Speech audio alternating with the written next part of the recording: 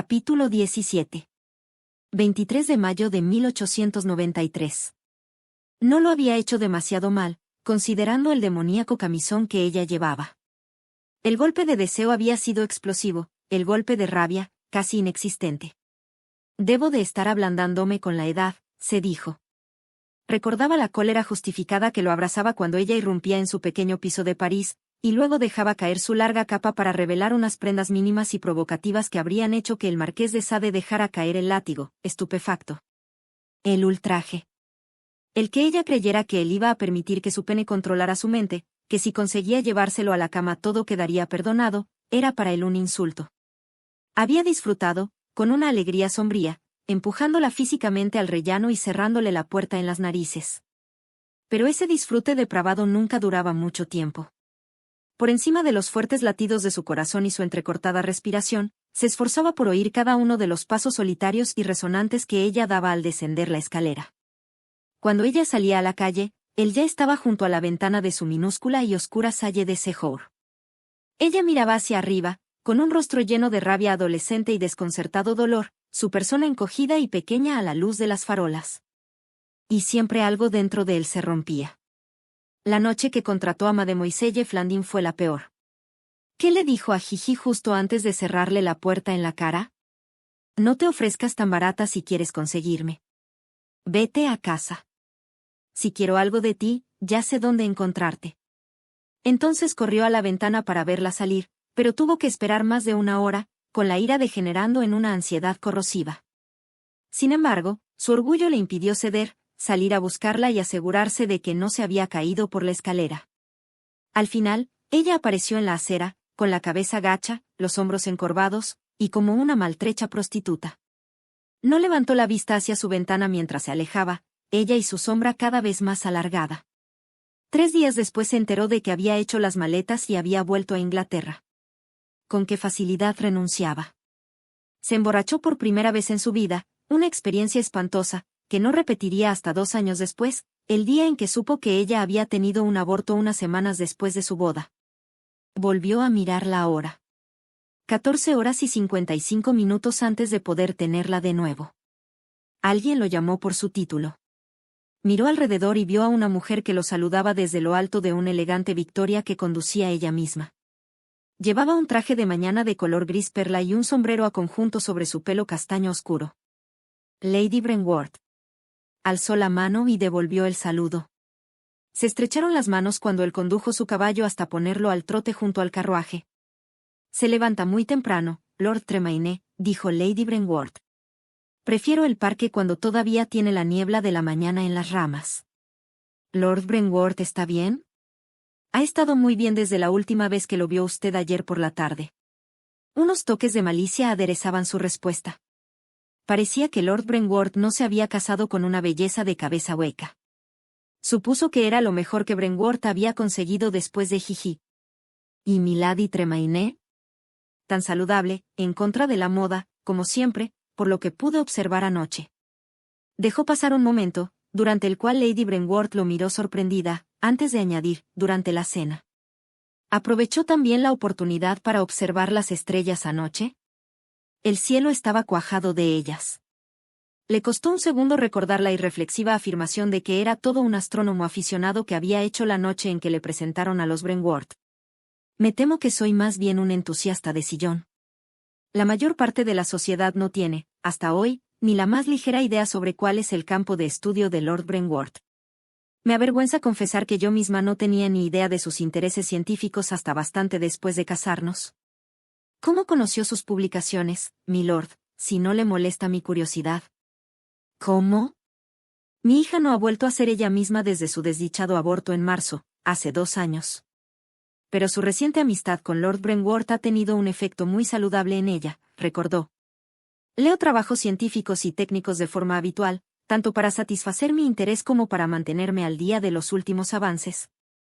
Hasta aquí, era sincero. No se puede pasar por alto la brillantez de Lord Brentwood. La segunda parte tampoco era mentira. Lord Brentwood era, sin ninguna duda, brillante. Pero era solo un astro brillante en una galaxia de lumbreras, en una época en que los avances en el conocimiento humano y las proezas mecánicas surgían rápida y febrilmente. Camden no se habría fijado en el de no haber sido el primer enamorado de Gigi. Gracias, dijo Lady Brentwood, resplandeciente. Comparto totalmente esa opinión. Se alejó con un cordial gesto de despedida. 14 horas y 43 minutos. ¿Es que el día no se acabaría nunca? Le ruego que me disculpe, Lady Tremaine. Gigi interrumpió la búsqueda de Freddie entre la multitud que había en casa de los Carlyle. Señorita Carlyle. Freddie me ha pedido que le diga que está en el jardín, dijo la señorita Carlyle. Detrás del enrejado de las rosas. Gigi estuvo a punto de soltar una carcajada. Solo a Freddie podía ocurrírsele mencionar, a una mujer que lo amaba en secreto, nada menos, que estaría, detrás del enrejado de las rosas, un lugar recluido, que favorecía conductas no toleradas en un salón de baile. Gracias, no debió de haberla molestado. No es ninguna molestia, dijo la señorita Carlyle, en voz baja. La señorita Carlyle era más atractiva que bonita, pero tenía unos ojos brillantes y un ingenio agudo y rápido. A los 21 años, esta era su cuarta temporada, pero parecía que no tenía ningún interés en el matrimonio, puesto que, al cumplir los 25, tendría el control de una considerable herencia, y puesto que había rechazado todas y cada una de las proposiciones que le habían hecho. Seguiría todavía sin casarse, si Freddie no se hubiera enamorado locamente de la colección de arte de Gigi. Freddie creía que Gigi y él eran almas gemelas que sentían vivamente el paso del tiempo, la pérdida de una primavera que se iba desvaneciendo lentamente y lo inexplicable de las alegrías y tristezas de la vida, cuando, irónicamente, ella había comprado los cuadros únicamente con la esperanza de complacer y ablandar a Camden. ¿Por qué nunca le había dicho que prefería el futuro al pasado y que raramente se preocupaba del sentido de la vida? Notó una oleada de culpa. Si lo hubiera hecho, era probable que, ahora, Freddie estuviera comprometido con la señorita Carlyle, una mujer con la conciencia limpia, en lugar de con Gigi, que, a sus espaldas, dejaba que otro hombre hiciera lo que quisiese con ella. Podía pretender que se sacrificaba por un propósito más elevado, cuando no se odiaba a sí misma por la rápida copulación entre Camden y ella. Ni siquiera había pensado en Freddie hasta esta mañana. Encontró a Freddie paseando por la parte central del diminuto jardín, después de dejar su refugio detrás del emparrado de rosas. Philippa. Se acercó y le puso la chaqueta por los hombros, envolviéndola con su generosa calidez y un fuerte olor a trementina. Lo miró. ¿Ya has vuelto a pintar con tu ropa de vestir puesta? No, pero me tiré la salsa por encima durante la cena, contestó cohibido. El mayordomo la limpió. Lo hizo muy bien, además. Ella le acarició la mejilla con los nudillos. Tendríamos que hacerte algunas chaquetas de hule. Vaya, ¿qué te parece? Exclamó. Es lo que solía decir mi madre. Gigi se sobresaltó. ¿Se había mostrado demasiado maternal? ¿Condescendiente? No se lo había parecido. ¿Sabes qué me ha dicho Angélica? Le preguntó Freddie, regocijado. Ha dicho que un hombre de mi edad debería tener más cuidado. También dijo que estoy haraganeando, porque tengo miedo de que mi próximo trabajo no resulte bueno, que tendría que mover mi perezosa parte posterior y poner pintura en la tela. Rodearon el emparrado y se sentaron en un banco colocado discretamente, el mismo donde se suponía que la señorita Carlyle recibía sus proposiciones de matrimonio. Freddie soltó una risita. Ya sé que me has dicho que ella tiene buena opinión de mí, pero esta noche no lo parecía. Gigi frunció el ceño.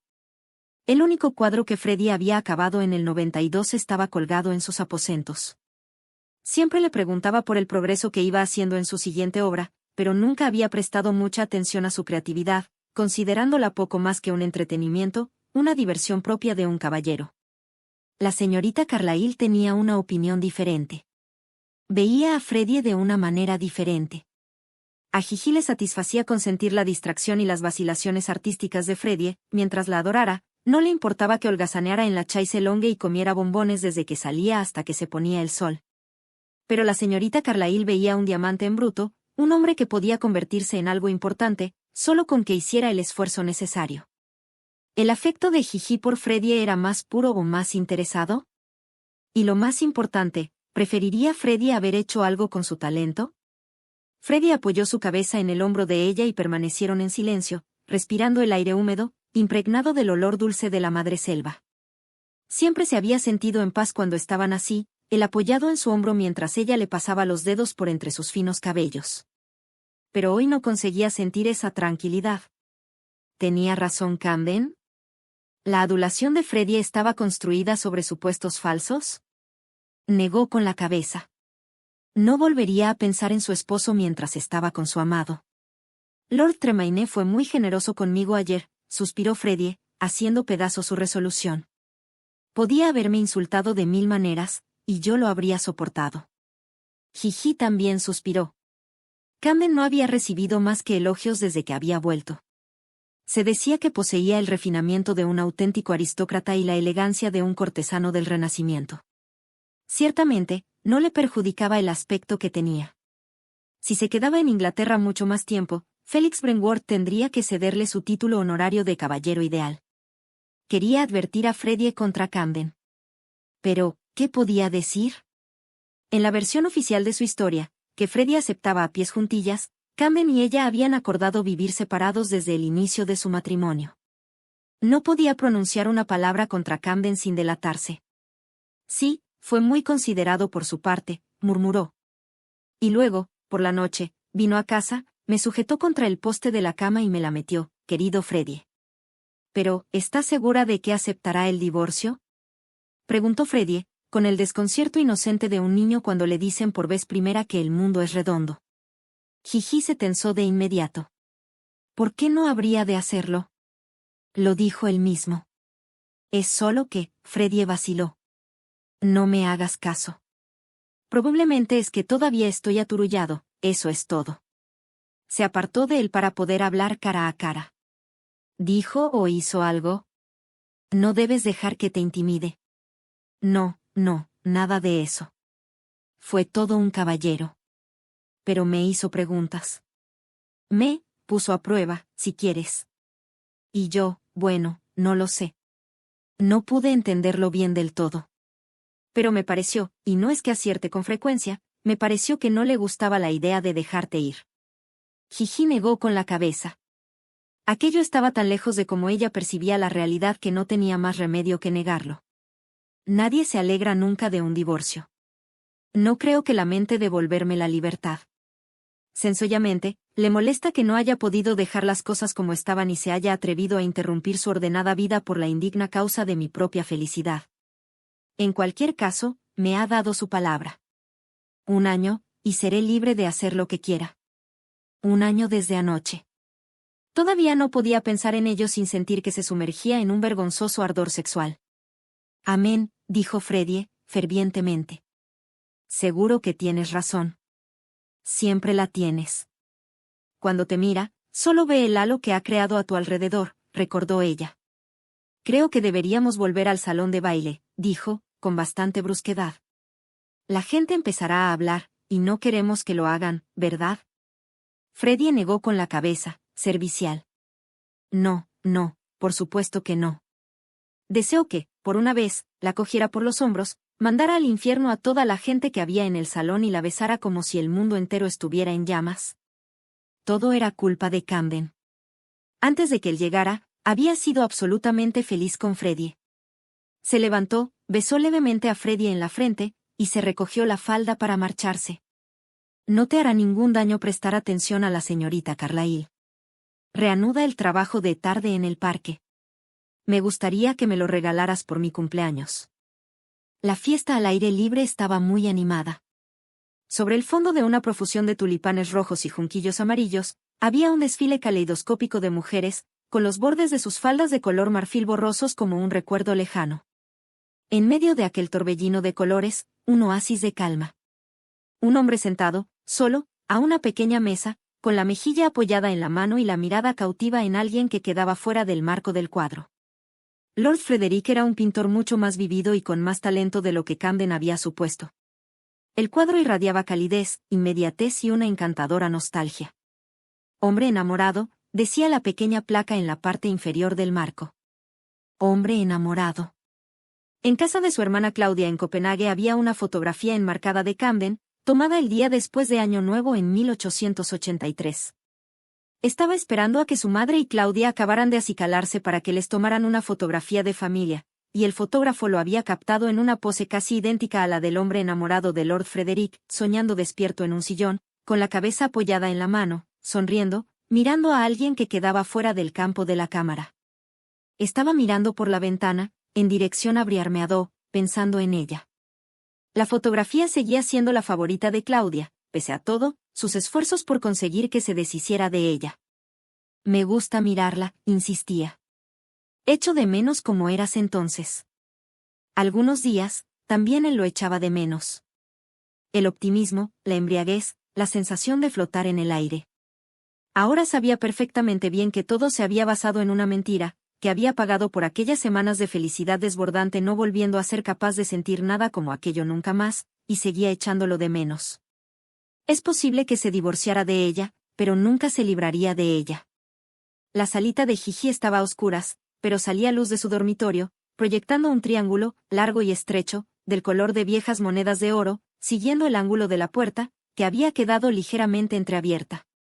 Era extraño, estaba segura de que había apagado la luz antes de salir.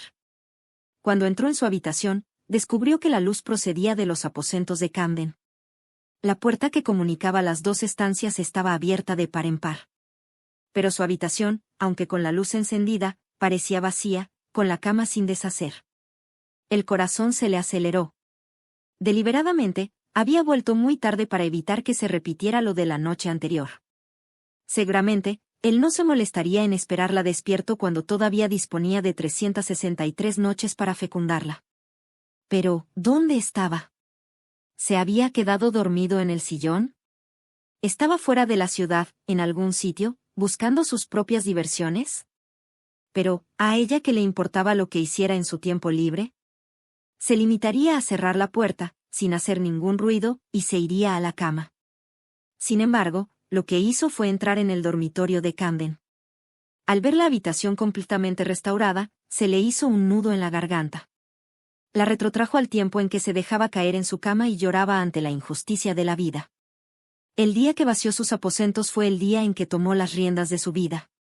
3 meses más tarde, conoció a Lord Brentworth y empezó una tórrida relación que le dio mucha más confianza en sí misma. Pero en este lugar fue donde empezó todo, cuando separó su vida de la de Camden, cuando eligió seguir adelante, por muy solitario e inseguro que resultara el futuro. Sus efectos personales no se veían por ningún sitio, excepto un reloj con cadena de plata que estaba en la mesa de media luna frente a la cama, un instrumento complicado de Patek Philippe Isier. Le dio media vuelta. En el dorso había una inscripción deseándole un feliz 30º cumpleaños, de Claudia. Dejó el reloj. La consola estaba cerca de la puerta medio abierta que daba a la sala. Entraba una luz intensa, pero la propia sala estaba tan silenciosa como el fondo del océano. Entreabrió la puerta y vio rollos de planos, docenas de ellos, en las sillas y las mesas. En el escritorio, y desplegada con la ayuda de un pisapapeles, una regla y una lata de caramelos, había una hoja de papel de dibujo. Solo vio a Camden después de abrir la puerta por completo. Estaba sentado en un sillón bajo Luis XV, con el batín que hacía resaltar las pintas oscuras de sus ojos verdes, volviéndolos del color del follaje estival al atardecer. Tenía un libro abierto sobre las rodillas. «Te has levantado temprano», dijo, sacando su sentido de la ironía para que hiciera un poco de ejercicio, sin duda. «Debe de ser esa ética protestante de la que tanto oigo hablar», respondió ella. «¿Has tenido suerte con las cartas esta noche?»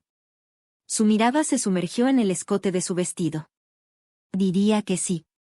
Se había puesto uno de sus trajes más sugerentes. Era, claro, un truco barato para distraer la atención en las mesas de juego, pero ¿por qué no utilizar sus activos cuando podía hacer buen uso de ellos? ¿Quién te lo ha dicho? Tú. Tú me dijiste que después de casarte, tenías pensado no volver a bailar nunca y pasarte todo el tiempo en los bailes despojando a los petimetres ingleses de todo su dinero. No recuerdo haber dicho nada parecido. Fue hace mucho tiempo. Déjame que te enseñe algo. Se levantó, fue hasta ella y abrió el libro que tenía en las manos por una página desplegable que estaba doblada en 4. La desdobló. Ella reconoció la representación del escudo de Aquiles en la enorme ilustración.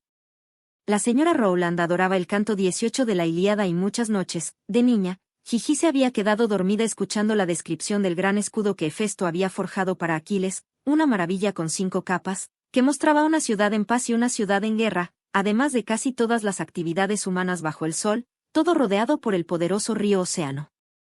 Ella había visto otras representaciones del escudo, la mayoría de las cuales, demasiado fieles a las descripciones de Homero, estaban atestadas de jóvenes danzantes y doncellas engalanadas con guirnaldas. El resultado era una filigrana tan fina que no podría sobrevivir al vigor de una sola batalla. Pero esta interpretación en particular era austera, despojada de minucias, sin embargo, aparecía poderoso y amenazador en su misma austeridad. El sol, la luna y las estrellas brillaban sobre la procesión de bodas y la sangrienta matanza con la misma serenidad.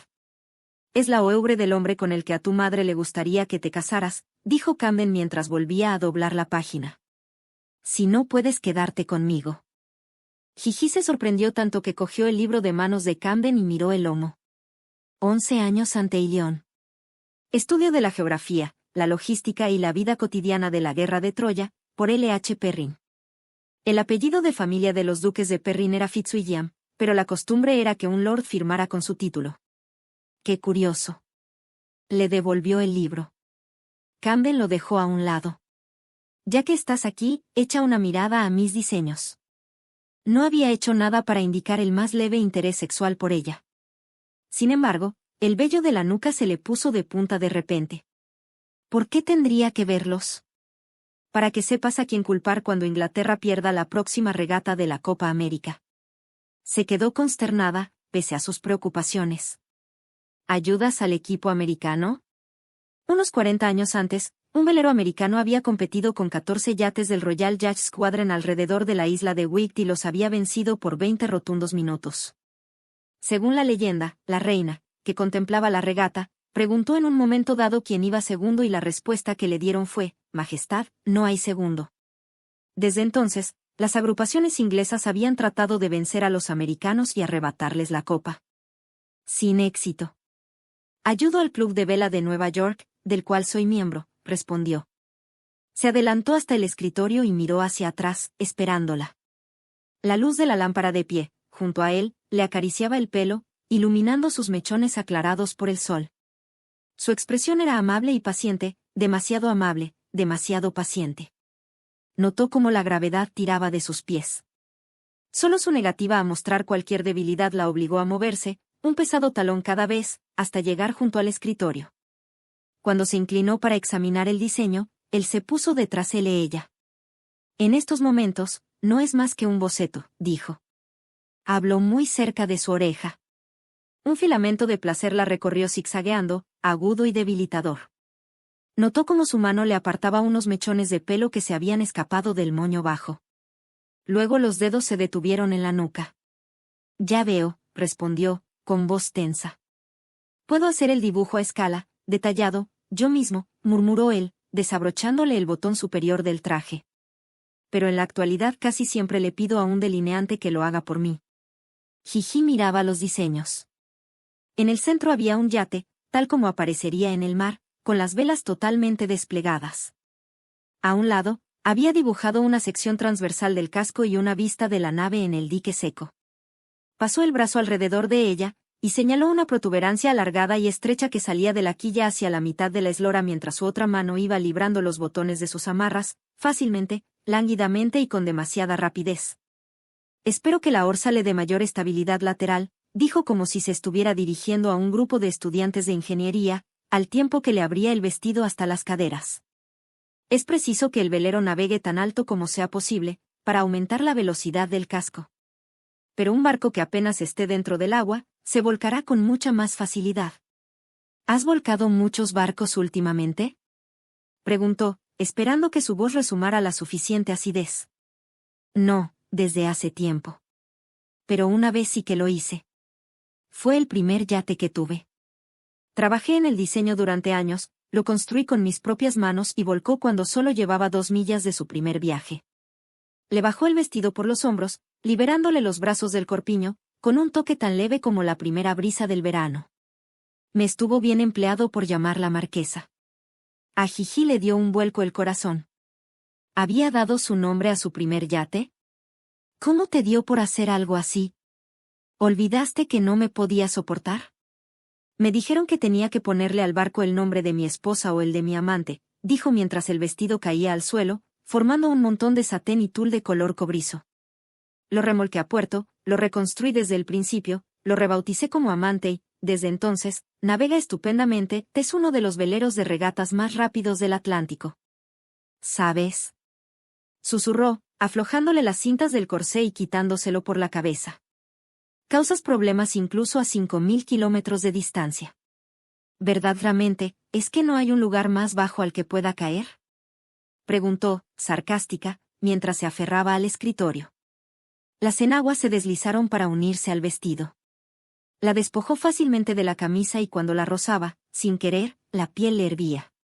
Me parece que todavía conservo, en algún sitio, una foto mía saludando desde el Marquesa, sonriendo rebosante de alegría, justo antes de zarpar.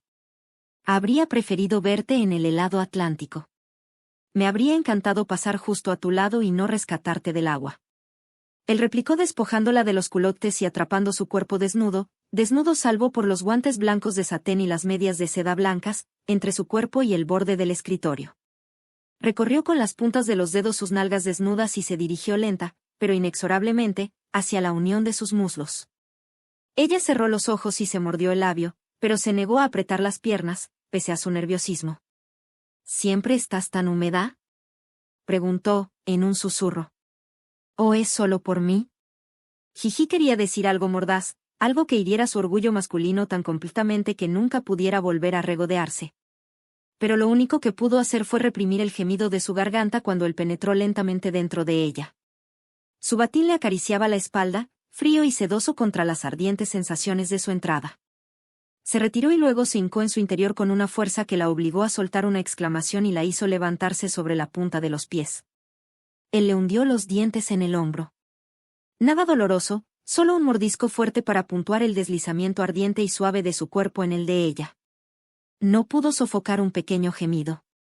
Pese a sus desesperados intentos de recitar el alfabeto al revés, solo llegó a la y antes de ser incapaz de seguir pensando, su cuerpo se ahogaba en sensaciones. Estaba llena, muy llena y la golpeaban deliciosamente. El placer se agrupaba y crecía.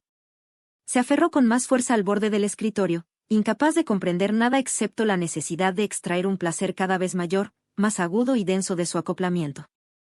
El placer estalló en un clímax, una implosión estremecedora. Fue vagamente consciente de su último empujón, del espasmo de su cuerpo, de su agitada respiración en su oreja y del fuerte latir de su corazón contra la espalda, claramente perceptible a través la fina capa de seda que lo separaba. La mejilla de Camden se frotó contra la nuca de ella. Sus manos estaban a ambos lados de ella. Se quedaron de pie, prácticamente abrazados, con el apretado contra ella, rodeándola. «Oh, Dios, jiji», murmuró él, unas sílabas apenas audibles. «Jiji». Se quedó paralizada, el encanto del momento hecho añicos. Había pronunciado la misma frase que en su noche de bodas, encima de ella, debajo de ella, a su lado, con lo que ella creyó que era una dicha exultante. Se soltó, se volvió y lo empujó con rabia con las palmas de las manos en su pecho. Su brusca violencia no lo hizo moverse, pero sus ojos se abrieron sorprendidos, y se hizo a un lado. Sin importarle mostrar el mismo aspecto que una mujer que se gana la vida posando para postales pornográficas, Jiji se inclinó, recogió su ropa y dio media vuelta. «Espera». Fue tras ella. Pensó que iba a darle una prenda que se hubiera olvidado. Pero lo que hizo fue envolverla con su batín. «No te enfríes». Se había sentido furiosa, avergonzada, humillada. Todavía se sentía así. Pero su solicitud desenterró un dolor que creía haber dejado enterrado el día que vació los aposentos de Camden, del dolor de lo que podría haber sido. «No esperes que te dé las gracias», dijo. Solo le quedaba la osquedad como defensa. «No he hecho nada que merezca agradecimiento», respondió él. «Buenas noches, Lady Tremaine. Hasta mañana por la noche». Capítulo 18. 25 de mayo de 1893. La señora Rowland recibió a Langford, su excelencia el duque de Perrin, dándole una bienvenida en la que no había nada de la calidez efusiva y lisonjera que utilizaba con tanta facilidad. Realmente nadie hubiera podido criticar su hospitalidad. Pero mientras que, antes, había estado ansiosa, es más, codiciosa de fomentar su relación, esta noche se había metamorfoseado y era la encarnación andante de la correcta buena educación. Hasta los vestidos de suaves tonos pastel que normalmente prefería habían sido sustituidos por un negro implacable, como el crespón de una viuda de luto riguroso. Lo recibió en un saloncito tan iluminado como Versalles. Ardían tal cantidad de velas que él se preguntó si alguna iglesia parroquial no echaría en falta su altar. Las ventanas que daban al camino estaban abiertas, las cortinas de cotonía solo corridas a medias. Cualquiera que pasara podría ver claramente el interior de la estancia. ¿Tantas ganas tenía de anunciar su creciente familiaridad con él? Posiblemente. Pero el camino exterior se usaba poco durante el día y apenas por la noche. Hubiera obtenido el mismo resultado pintando un letrero: el duque de Perrin visita esta estimable residencia, y colocándolo boca abajo en el jardín. ¿Le apetece algo de beber?, preguntó. ¿Té, refresco de piña o limonada? Estaba seguro de que nadie le había ofrecido limonada desde que cumplió los 13 años. Y no se le pasó por alto que ella no había ofrecido ninguna bebida alcohólica. Un coñac irá bien. Ella apretó los labios, pero al parecer no pudo reunir el valor necesario para negarle a un duque una simple bebida. Ciertamente. Jalis, le dijo al mayordomo, traiga una botella de Remy Martin para su excelencia. El sirviente se inclinó y se fue. Langford sonrió, satisfecho. Bien, eso estaba mejor. Limonada, por favor. Confío en que su viaje a Londres fuera gratificante. Ella se echó a reír, a la vez sobresaltada y fingiendo. Sí, supongo que lo fue. Se tocó el camafeo que llevaba en la garganta. Él no pudo menos que quedarse mirando el contraste de sus blancos dedos con severo crespón, devorador de la luz. La piel de su mano, aunque delicada, carecía de la suntuosidad y la transparencia de la primera juventud. Recordó que era, realmente, varios años mayor que él, una mujer cercana a los 50. La abuelita de Blancanieves. Pero maldita sea si no era más guapa que toda una bandada de jóvenes núbiles, más guapa incluso que cuando tenía 19 años. Como norma, las jóvenes atractivas envejecían peor que las corrientes, su caída era mayor. No obstante, a lo largo del camino, ella había adquirido un valor que tenía poco que ver con la belleza y que la adornaba mejor que las perlas y los diamantes, un templo debajo de su piel, todavía encantadora. Tuve el inesperado placer de encontrarme con sus primas en el teatro, dijo ella. Lady Avery y Lady Somersby fueron muy amables y me invitaron a acompañarlas en su palco. Al principio no captó la importancia de aquella afirmación. Se había tropezado con Caro y Grace, muchas personas lo hacían, para su deleite o pesar, dependiendo de que recibieran cotilleos jugosos o que la sondearan a fondo para buscarlos. Luego lo comprendió. Antes, la señora Rowland no tenía ni idea de la persona que él había sido antes de su presente encarnación como estudioso prácticamente asexual, un estudioso que llevaba una vida recluida. ¿Qué le habrían contado? Probablemente, la lujuria, el ardor, las veces que había alquilado señoritas a Madame Mignonne. Sus primas estaban lejos de conocer los peores pecados que había cometido, aunque ocupaba el más alto lugar de la mala fama. Y la virtuosa, aunque oportunista, señora Rowland se habría quedado lo bastante escandalizada y abatida para dejar de lado temporalmente su actitud de adoradora de ídolos y su voz entrecortada. Como si unas cuantas ventanas abiertas y 14 metros de crespón negro, lleno de reproches, pudieran disuadirlo de intenciones más nefandas, a él, que en su tiempo había levantado con éxito toda una serie de faldas de luto y, a veces, además, con las ventanas abiertas. No es que tuviera esas intenciones respecto a la señora Rowland. Si se hubieran encontrado unos 20 años atrás, bueno, entonces habría sido otra historia. Pero había cambiado. Ahora era anciano e inofensivo. La mayoría de los días. Confío en que la deleitaran con historias de mis indiscreciones juveniles, dijo. Me temo que no he llevado una vida muy ejemplar. Era evidente que ella no esperaba que abordara el asunto sin rodeos. Intentó un gesto despreocupado. Bueno, ¿qué caballero no ha cometido unos cuantos pecadillos? Exacto, asintió aprobando solemnemente su súbita comprensión. La intemperancia del verano lleva a la plena madurez del otoño. Siempre ha sido así y siempre será así. Casi se echó a reír ante la confusión que su filosofía le causaba. Pero el criado entró con el coñac, una mezcla excelente compuesta de un extraordinario aguardiente envejecido durante 50 años en barriles de roble del Lemosín. Pasaron a la mesa de cartas que había preparado y ella le preguntó, tímidamente, si, para empezar, podían apostar algo que no fueran 1000 libras la mano. Mi hija y yo apostábamos dulces, caramelos de mantequilla, toffee, o de regaliz, ya sabe a qué me refiero, Excelencia. Ciertamente, dijo, magnánimo, en especial dado que solo había jugado manos de 1000 libras 3 veces en su vida, después de lo cual incluso su corazón dominado por el vicio no pudo soportar la atrocidad de perder los ingresos de un año en una sola noche. Ella se levantó y cogió una caja grande con un membrete dorado grabado en relieve. Mi hija me envió estos bombones suizos la última Pascua. Sabe que me gustan mucho. Los bombones iban colocados en varias bandejas, y ya se había comido los de la primera capa. Desechó la bandeja superior y colocó una bandeja llena delante de ella y otra delante de él. ¿A qué jugaba con su hija?, preguntó, barajando los mazos de cartas que había en la mesa.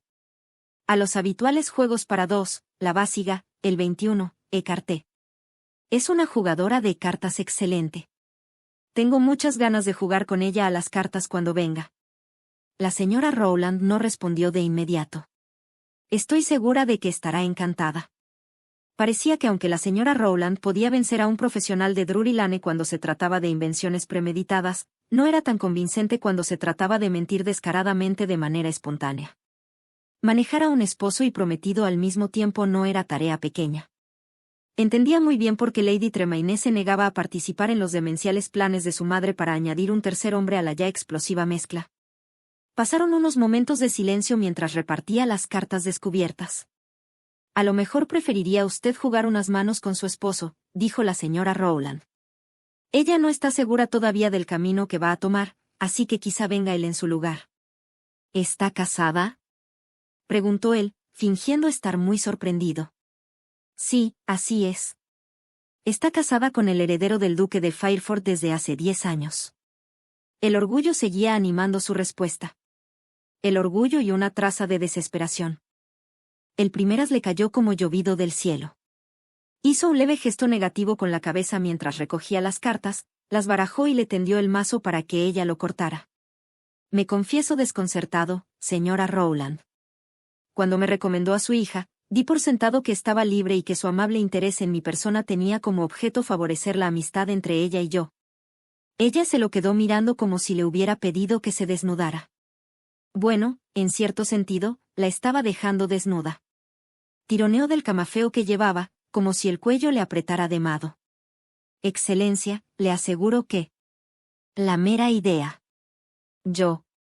Vamos, señora Rowland. No había olvidado todavía por completo cómo utilizar la adulación. Puede que las maquinaciones de una madre para casar a su hija con un hombre distinguido no sean el más elevado de los empeños humanos, pero sí que es uno consagrado por la tradición. Sin embargo, como acabo de decir, su hija es una mujer que ya está segura y ventajosamente casada. ¿Con qué propósito? Pues, ha buscado mi compañía tan asiduamente, hasta el punto de estar dispuesta a perseguirme fuera de su casa y prometer dedicarse a actividades que, en realidad, desprecia. Su respuesta fue un silencio resonante. Su apuesta, señora, le recordó. En silencio, ella puso 3 bombones en un tapete, en el centro GLC la mesa. Él le sirvió una carta boca abajo y se sirvió otra descubierta. Ella puso las manos encima de las cartas, pero no las levantó. Tenía las mejillas sonrojadas, del color del vino. Me gustaría responder a su pregunta ahora, señor. La respuesta es tal que resultará embarazosa para los dos, y a mí, de hecho, me avergonzará, pero merece conocerla. La señora Rowland se pasó la lengua por el labio inferior. La verdad es que ya me he cansado de ser viuda. Así que he mirado por la vecindad y he llegado a la conclusión de que usted resultaría un magnífico marido para mí. A punto estuvo de que se le cayera la mandíbula, además de las cartas. Lo había pillado tan desprevenido como si fuera un pardillo. Lo he observado pasar frente a mi casa todos los días, durante los últimos 5 años, tanto si llovía como si hacía sol, continuó, mirándolo de hito en hito con sus bellos ojos. Cada día espero que aparezca por el recodo del camino, donde crece la fucsia. Sigo su recorrido hasta que ya no es posible verlo, más allá del seto del señor Wright. Y pienso en usted.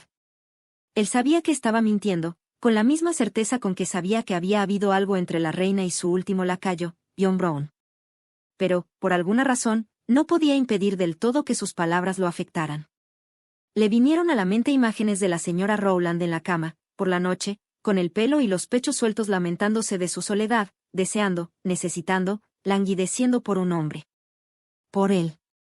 Pero hasta ahora no he reunido el valor para hacer algo respecto, dijo, con una voz tan dulce como una noche de primavera. Ya no soy joven. Así que decidí no utilizar las artimañas de una mujer joven, y opté por una manera más directa de abordarlo. Espero no haberlo ofendido con mi atrevimiento. No era frecuente que estuviera tan desconcertado. Pero tuvo que esforzarse mucho por recordar que cuando ella pensaba en él era únicamente con la intención de proporcionarle a su hija esa escurridiza corona ducal con las hojas de apio, como había informado tan claramente a aquella bola de pelo que era su gato. ¿Por qué yo? Carraspeó al darse cuenta de que su voz sonaba ronca. Perdone mi observación, pero es usted una mujer atractiva, con recursos económicos propios. Solo con que hiciera correr la voz. Pero entonces acabaría hasta el cuello de aduladores y cazafortunas. Mis deseos de verme libre de ellos fue una de las razones que motivaron mi regreso a Devon, dijo, con voz tranquila, razonable. En cuanto a la razón de que haya puesto los ojos en usted, supongo que es debido a la influencia de su excelencia, su difunta madre. ¿Mi madre? Su madre había muerto de neumonía 4 meses después de fallecer su padre. De haber vivido más tiempo, es probable que hubiera llevado una vida más recta, aunque solo fuese para protegerla de personas como Caro y Grace. Siento haberlo inducido a error, Excelencia, al fingir que no sabía cuál era su identidad el día que nos conocimos. Al final, miró las cartas y les dio la vuelta. Una sí una J, un 21 servido. La verdad es que, aunque nunca nos habían presentado, lo conozco desde hace muchos años. Viví en esta casa en mi juventud y me acuerdo muy bien de verlo desde estas ventanas cuando volvía a casa, durante las vacaciones escolares.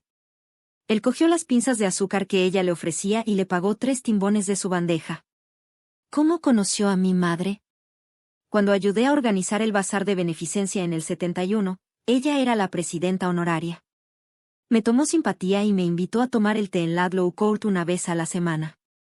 La señora Rowland sonrió, nostálgica. En privado era refinada y natural en el sentido de que sus intereses eran los mismos que los de cualquier otra mujer, su esposo y su hijo. No lo comprendían entonces, pero pensándolo ahora creo que estaba bastante sola, atrapada en el campo debido a la mala salud del duque, con pocos amigos y menos diversiones de las que disfrutar sin parecer insensible a la enfermedad de su excelencia.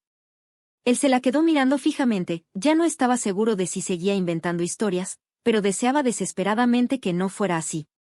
No había hablado con nadie de su pobre madre, de sus padres, desde hacía años. A nadie se le había ocurrido preguntarle cómo se sintió al quedarse huérfano. Simplemente dieron por sentado, por su conducta posterior, que estaba más que contento de que sus padres le hubieran dejado el camino libre para vivir su vida de despilfarro. La señora Rowland cogió un bombón envuelto en papel transparente y le dio vueltas entre los dedos. El papel se arrugó y crujió suavemente. No hablaba mucho de la enfermedad de su excelencia. Ya sabía que era cuestión de tiempo. Pero sí que hablaba y mucho de usted. Estaba orgullosa de usted y esperaba con ilusión su excelente en clásicas. Incluso me enseñó una carta que el profesor Thompson del Trinity College le había escrito a usted, contestando a una pregunta relativa a un aspecto planteado en Fedón y felicitándolo por sus conocimientos del griego antiguo. Pero también estaba preocupada. Decía que era usted tan indómito como las selvas de Sudamérica y un enigma para ella. La inquietaba que ni ella ni su padre pudieran controlarlo. Y tenía miedo de que su rebeldía creciera cada vez más sin la influencia de una esposa fuerte y firme. Si Langford estuviera más cerca de la estupefacción, la personificaría. Las revelaciones de la señora Rowland lo conmocionaban mucho más de lo que hubiera creído posible o incluso probable. 5 minutos antes estaba petulantemente seguro de que sabía más de ella de lo que ella podía llegar a imaginar. Pero ahora resultaba ser todo lo contrario. Lo había observado cuando él era adolescente, había sido la confidente de su madre, incluso había leído la preciada carta del profesor Thompson. ¿Cómo es que no nos encontramos si, como dice, venía con frecuencia a Ludlow Court? Porque mis visitas no duraban más de media hora, y porque usted siempre estaba en algún otro sitio a la hora del té, incluso cuando estaba de vacaciones. En verano, se iba a Torway a bañarse en el mar, en invierno, a cazar ciervos o a visitar a un compañero de estudios en el condado vecino. Porque nunca tenía tiempo para su madre. Cenaba con ella cuando estaba en casa y pensaba que aquel simple acto le deslindaba de todos sus deberes y responsabilidades como hijo.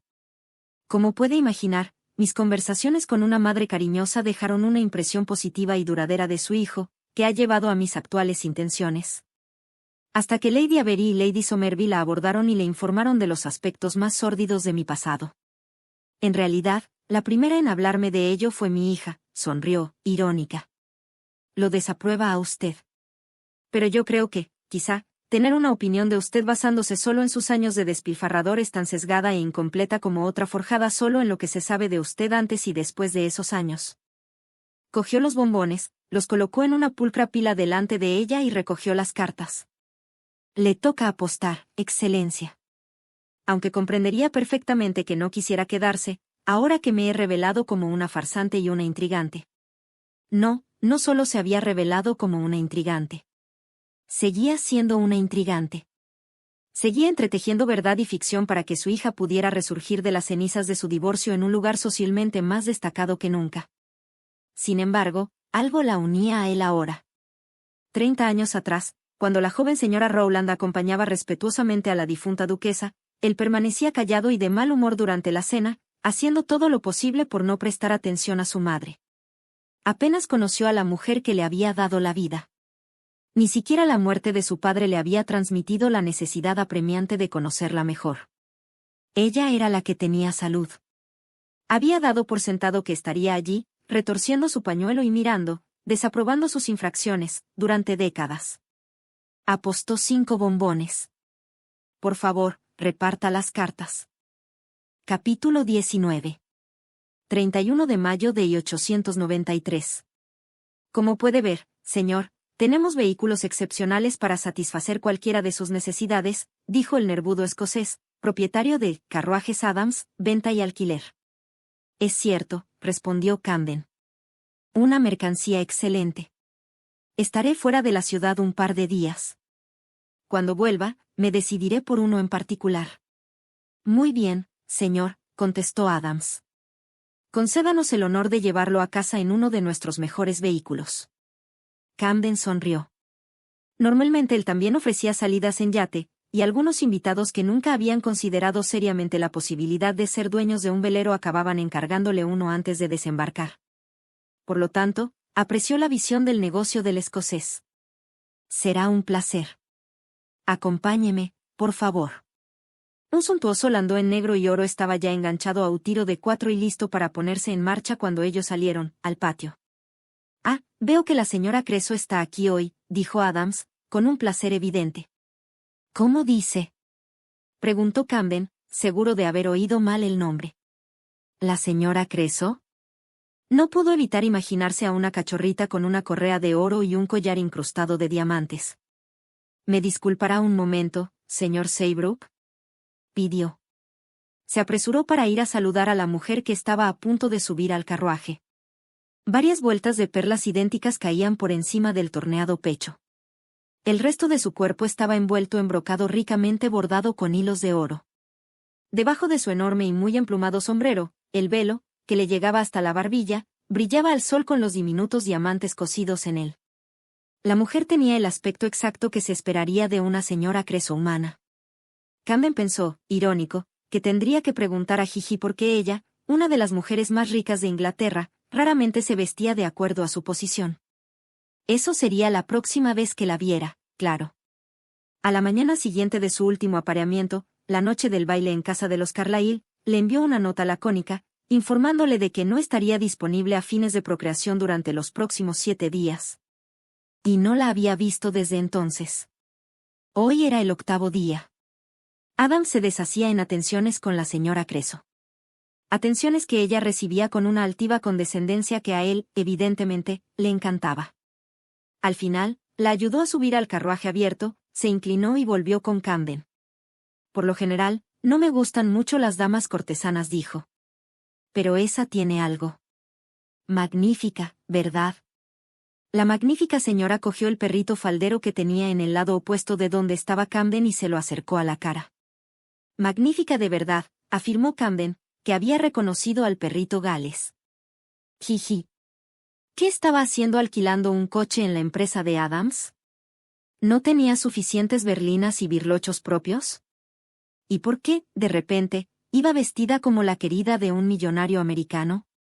Pensándolo bien, le dijo a Adams, he decidido que lo único que necesito esta mañana es un cabriolé.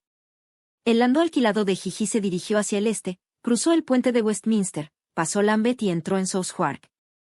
Había tiendas a ambos lados de las calles. Los vendedores ambulantes daban vueltas por la acera, pregonando ginger ale y fresas del West Country. Hombres anuncio, vigilando cansados a los gamberros que les ponían la zancadilla y los hacían caer por pura diversión, hacían publicidad de todo, desde tabaco a píldoras para mujeres. Las casas tenían un aspecto decente, algunas incluso de gente acomodada. Pero la prosperidad no se extendía más allá del paseo principal. El auto entró en una calle lateral, al cabo de pocas manzanas, el barrio a duras penas mantenía la respetabilidad. El carruaje se detuvo delante de un pequeño establecimiento situado entre una mugrienta tienda de comidas, que apestaba a salchicha y cebolla, y la consulta de un médico que no solo prometía curar las enfermedades corrientes y las dolencias femeninas, sino además regenerar el pelo y eliminar la corpulencia. Había media docena de mujeres de pie en la acera, con 2 niños pequeños, esperando. Se alisaron la falda y el pelo con las manos sin guantes, esforzándose por no mirar a la gran señora del landó, sin conseguirlo por completo. El cochero saltó al suelo, bajó la escalerilla y abrió la puerta. Gigi descendió, con el aire de ser más rica que Dios y más fría que Perséfone en la cama de Hades, su vestido de calle, a rayas verdes y oro, era casi una exhibición escandalosa de color y brillo entre los descoloridos azules y pardos de las mujeres. Mientras se acercaba a la puerta, una mujer de mediana edad, pulcramente vestida, la abrió desde dentro. Desde el otro lado de la calle en su cabriolé alquilado Camden observaba fascinado. ¿Qué hacía Gigi en una calle de Bermondsey que apenas estaba un peldaño más arriba de la sordidez? Una de las mujeres que esperaban se inclinó para hablar con su hijo, dejando al descubierto, por fin, la pequeña placa de bronce sujeta a la izquierda de la puerta. Préstamos Creso y Co. Solo para señoras. Gigi se había ocupado de esta joven y de su hijito cientos de veces, caras diferentes, nombres diferentes, pero siempre la misma historia. Se había enamorado, había pensado que duraría, pero no fue así. Y aquí estaba, desesperada, sin tener donde caerse muerta, entregándose a la merced de una desconocida. A Gigi, la historia seguía dándole escalofríos. Si ella hubiera sido una costurera pobre y sin amigos, ¿no se habría enamorado, quizá, del apuesto aprendiz de panadero de la tienda de al lado? De haber sido sirvienta, quizá también ella habría creído las palabras de amor del hijo de la casa. Ella había cometido los mismos errores. Sabía lo que era estar sola y desesperadamente enamorada. Lo que era abandonar a sabiendas el sentido común.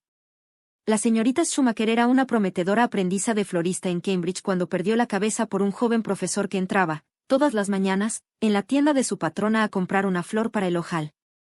El resto fue una tragedia vulgar y corriente. Él se negó a casarse con ella o incluso a mantenerla. Ella perdió su trabajo cuando no pudo ocultar más el embarazo. Ninguna otra florista acreditada quiso contratarla. Para mantener a su hijo y a ella misma con vida, recurrió a la prostitución.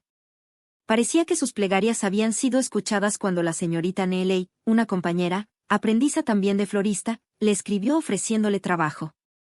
La señorita Neeley había dejado Cambridge para abrir su propia tienda en Londres antes de la desgracia de la señorita Schumacher y seguía pensando que era una mujer intachable.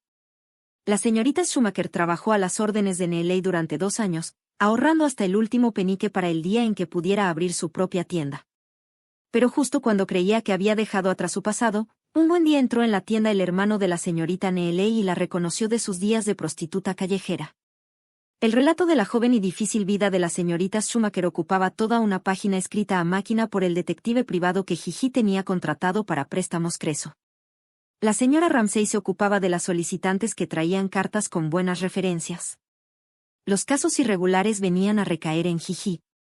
Escuchó impasible, mientras la señorita Schumacher le contaba tartamudeando su desdichada historia, con las mejillas teñidas de rojo subido. Lo siento, no tengo referencias, señora. Pero lo sé todo sobre las flores. Sé leer un poco y soy muy buena con los números, señorita Neeley me dejaba que le llevara los libros. Y recibía montones de elogios por los grandes arreglos que yo hacía para las bodas y los bailes y esas. La voz de la señorita Schumacher se fue apagando, finalmente intimidada hasta el silencio por la glacial magnificencia de Jiji. No era solo su exagerado atuendo, también se trataba de la estancia. Después de la fea antesala y el estrecho y oscuro pasillo, la opulencia del despacho deslumbraba siempre, sin excepción. Unos cuadros de Laurence Alma Tadema, lujosamente enmarcados, que desbordaban resplandecientes mármoles blancos e imposibles cielos azules de una antigüedad perdida, provocaban exclamaciones de asombro. Unos muebles tan magníficos como cualesquiera que se pudieran encontrar en los salones de la aristocracia hacían que, automáticamente, las solicitantes abrieran unos ojos como platos, asustadas, con miedo a ensuciar la elegante tapicería de brocado bermellón y crema con sus humildes traseros. «Ha dicho que desea abrir una tienda propia», dijo Jiji. «¿Ha elegido el lugar?» «Sí, señora. Es una tiendecita al lado de Bond Street. El alquiler no es bajo, pero el sitio es bueno». La señorita Schumacher tenía ambición y coraje. A Jiji eso le gustaba. «¿Bond Street? ¿No pica demasiado alto, señorita Schumacher?» «No, señora. Lo he pensado y lo he vuelto a pensar. Es la única manera. Los comerciantes, sus esposas no utilizarían mis servicios, no si han sabido algo por la señorita Neeley. Pero las grandes señoras, a ellas puede que no les importe tanto, si hago un trabajo bueno de verdad». Había algo de verdad en eso. De todos modos, le aconsejo que se convierta en una viuda muy respetable. «Sí, señora. Y antes de que se entusiasme demasiado con sus clientes de sangre azul, averigüe cuáles pagan sus deudas y cuáles creen que usted debería pagar por el privilegio de servirles». «Sí, señora». La señorita Schumacher apenas podía articular palabra a causa de la creciente emoción que sentía. «Y tenga los ojos muy abiertos para descubrir a cualquier americano rico que venga a la ciudad. Consígalos como clientes tan rápido como pueda». «Sí, señora». Jiji extendió un cheque y lo metió en un sobre. «Lléveselo a la señora Ramsay, en la habitación de al lado, bajando por el pasillo. Ella se encargará del resto». La señora Ramsay le explicaría a la señorita Schumacher el contrato normal de préstamos Creso, le diría qué hacer con el cheque y, al final, la acompañaría a la puerta de atrás.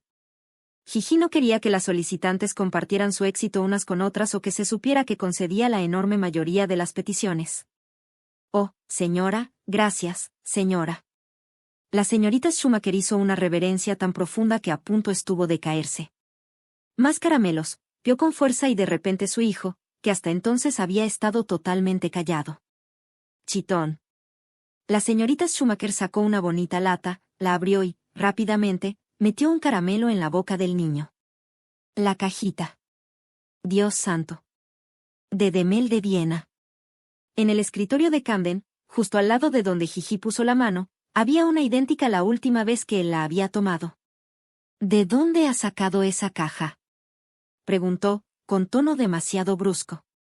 «Me la ha dado un caballero fuera, señora», respondió la señorita Schumacher, mirando a Jiji insegura. «Me la dio cuando Timmy no dejaba de llorar». «Lo siento, señora. No debería haberla aceptado. Hice muy mal». «No pasa nada. No hizo nada malo».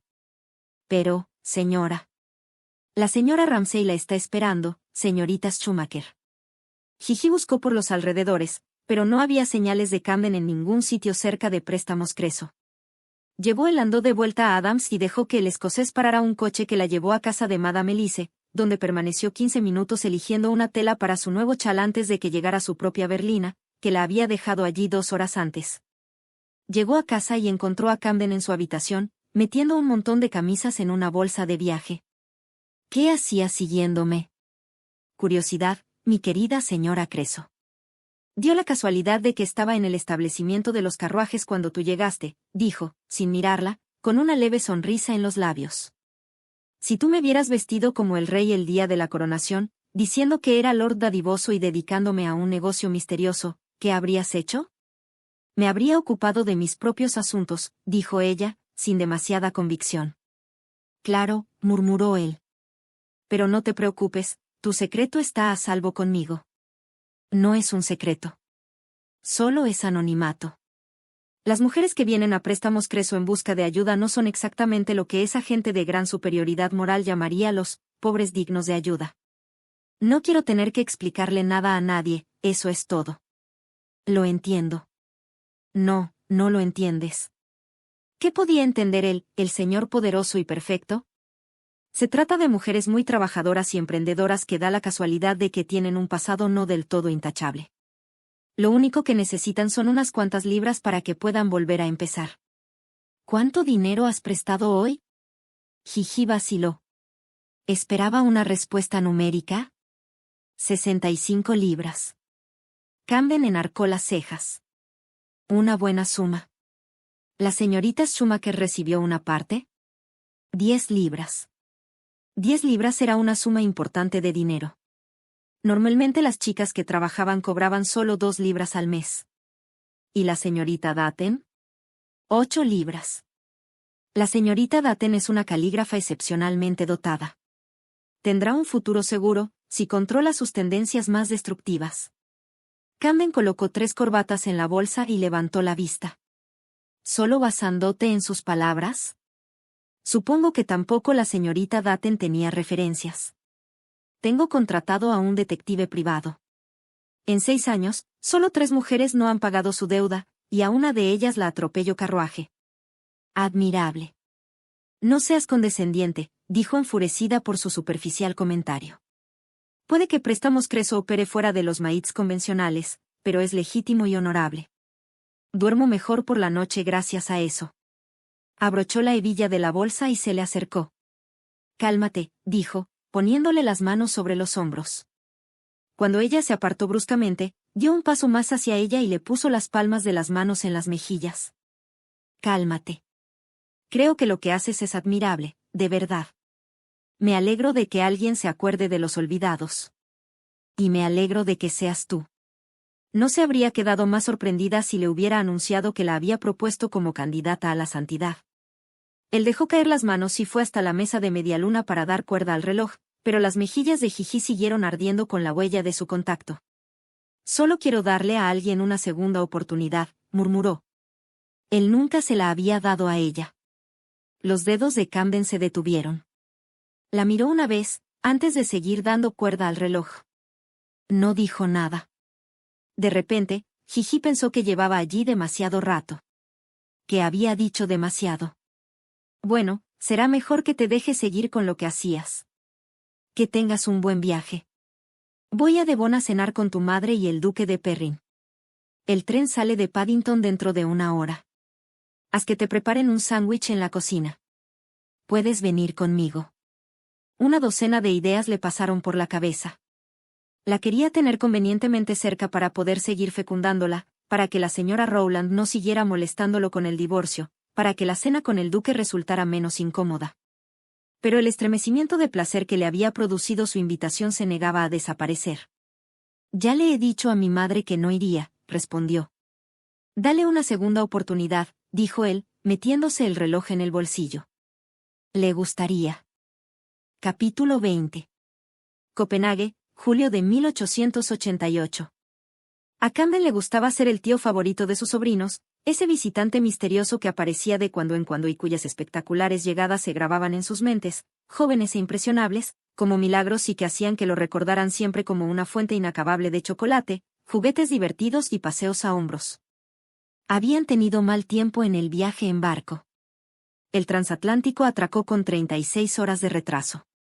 Llegó a casa de Claudia para encontrarse solo con los chicos y los sirvientes. Claudia y su marido habían salido a cenar.